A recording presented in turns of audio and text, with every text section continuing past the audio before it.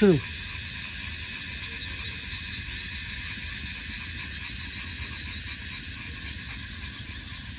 কোনো কথা হবে না, কিন্তু আমি কান পেতে শুনছি প্রকৃতির শব্দ, নানা ধরনের কীট পতঙ্গের শব্দে আমরা কিন্তু বিভোর হয়ে আছি।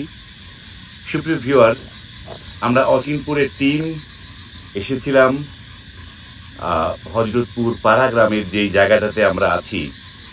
এখন রাত আনুমানিক 10টা বাজে বা 5 মিনিট এদিক সেদিক হতে পারে।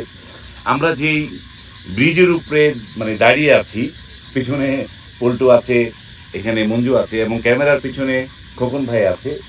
এটি হচ্ছে ধলেশ্বরী নদী। নদীর পাশে আমরা দাঁড়ানো এবং যেই নৈসর্গিক শব্দগুলো আমরা শুনতে পাচ্ছি, মুগ্ধ হয়ে সেই শব্দ আমরা শুনছি। প্রকৃতির যে অনুভবের যে বিষয়টা, মঞ্জুর কাছে কেমন লাগছে এই অনুভূতি? অসাধারণ, অভূতপূর্ব। অভূতপূর্ব। যে শুধু চুপচাপ থেকে শুনতে ইচ্ছা করে না এই জায়গার এই শব্দগুলো, আমি শুধু কান পেতে শুনতে চাই। আসলে যে এগুলো আসলে এই শব্দগুলো কিন্তু আপনি সচরাচর আমাদের শহুরে জীবনে বা আরবান কালচারে এই শব্দগুলো কিন্তু নাই। আমরা আরবান কালচারে এখন বিরক্ত হচ্ছে অটোরিকশার হর্ন, তার শব্দ, নানা ধরনের শব্দে আমরা বিভোর। কিন্তু এই যে প্রকৃতির যে শব্দ, সেই শব্দ পেতে হলে আপনাকে কিন্তু প্রকৃতির কাছেই আসতে হবে। আমরা প্রকৃতির কাছে এসেছিলাম। আমরা একটা সন্ধ্যা একসাথে একটুখানি সময় কাটালাম এই পাড়া গ্রামের একটা একদম নিটল গ্রামের মতো একটা জায়গা, বাড়িতে দোতলা বাড়ি, কাঠের বাড়ি, তার উপরে আমরা ছিলাম। সেখানে বসে এই শব্দগুলো শুনছিলাম। এখন আমরা ফিরছি।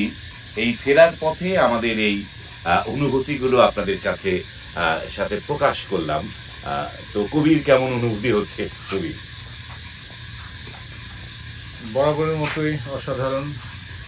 ছোট্ট দুইটা লাইন বলবো।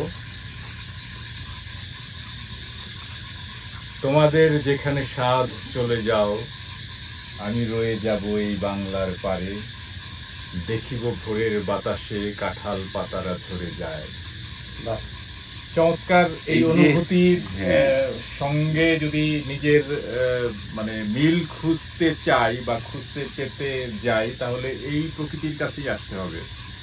এটি শত শত বছর আগে আমাদের গ্রামের কবি, সবুজের কবি জীবনানন্দ দাশ, প্রকৃতির কবি বলে গেছেন, যার কবিতা যে আমি হংস হয়ে এই জলে সাঁতার কাটবো। এই যে অনুভূতিগুলো, আসলে আমরা কিন্তু মানুষ কিন্তু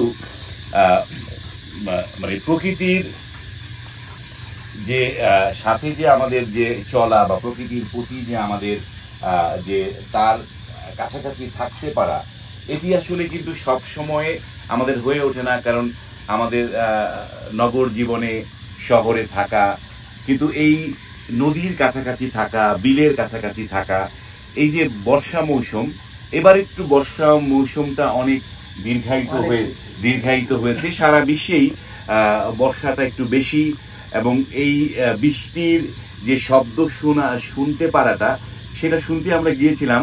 আমরা বৃষ্টির শব্দ শোনার চেষ্টা করেছি।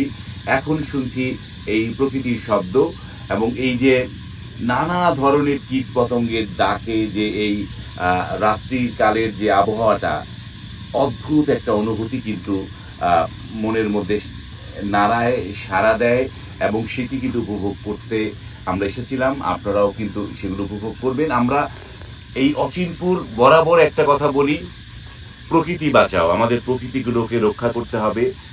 এই যে বনাঞ্চল, এই যে বিল, ঝিল, নদী, এই যে প্রকৃতি, এই যে ব্যাঙের ডাক, এই যে ঝিঝি পোকার ডাক, এই যে আমরা জোনাক পোকার যে আলোর ঝলকানি, সেগুলো আমাদের পরবর্তী প্রজন্মর কাছে যদি আমরা দেখাতে চাই, জানাতে চাই, যেন জীবনানন্দের কবিতা নিছক অর্থহীন মনে না হয় আমাদের পরবর্তী প্রজন্মের কাছে, সেই জন্য কিন্তু আমাদের প্রকৃতিগুলো টিকিয়ে রাখতে হবে। খোকন ভাই কি বলেন?